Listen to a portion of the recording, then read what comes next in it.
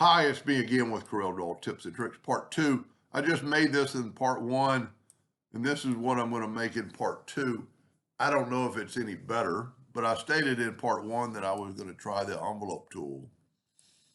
So what I'm going to do is I'm going to take a rectangle. I'm going to go up to Object and convert it to a curve. I'm going to grab my Shape tool, and I'm going to grab it. And I'm going to add node by left clicking, and that added a node. Now I'm going to select it all and right click and turn them into curve. And by doing that, I can take this and make a different envelope type effect. I'm going to go ahead and move my epilogue out of there. I'm going to make it a little bigger. And then I'm going to go to effects and envelope, and I'm going to pick this right here, create envelope from this form. And look what it already did. It's already kind of got the shape I wanted when I originally started, but we're going to take a little bit further. We're going to take an ellipse. We'll clip that docker down, go up to effects and lens, and we're going to fisheye it again and see if it does any different. Look at that. It just makes it pop. I'm not going to go, we could go 150 and see what happens. And it kind of does. That was kind of what I was wanting. Now you need to go to frozen to freeze it. And it's slowing down my computer because I'm working so big a file. And then go up to object and group and ungroup it. And then you can get rid of your rectangle. That, you know what? It cut off part of the O. Let's back up here. I went too far. There we go. Let's just leave it like that. Now frozen.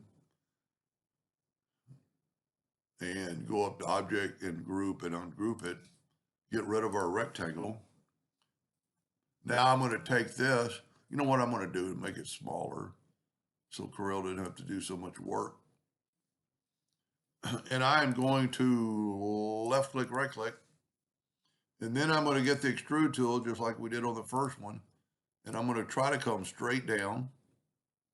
And then I'm going to get my extrude tool rotation and try to come straight up, but I don't want to go too far. And you can see I'm off, but I can click right here. Wow, no numbers. Well, I thought I rotated it. Maybe I didn't. So you can be just a little bit off with this. So you need your number. I don't know why that's not working. But I don't want to rotate too much. And this has always been kind of a sore. Okay, there we go. Now see what's happened now. Kind of move it around. And you can also just type in 0. That's kind of what we want. So leave it there. And then go up to select it all, go up to object and break the extrude group apart. We're at like 36 inches. I've got my nudge factor set on 40. I'm going to take that out of the way. Now there's an awful lot of lines in here, but if we take this and we fill it in with yellow and take away the outline by right clicking, take this and we'll make it red. And then we can actually move that back over. It's not as good as the first one I did for practice, but I haven't finished yet. Now we can add some lines back, and the other lines that are in there are hidden that we don't need. You can actually make them a little bit thicker so they'd stand out a little bit more. And then we'll do one more step is take you can see I've got the fill, and I'm working on somebody else's file, and I'm using CMYK, which I normally don't, but that's fine if you're going to print it.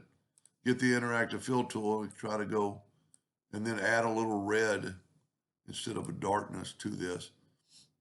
And voila, if we add a black box around it, I think it came out okay. I think the first one was better.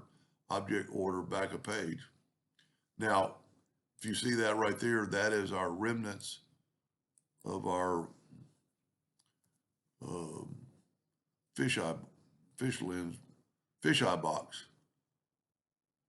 So this one's probably better because I tilted a little bit more, but this is the effect I was trying to get from little to big to little, kind of like this. I still kind of like that one. Anyway, maybe that gave you an idea or two, and thank you for watching.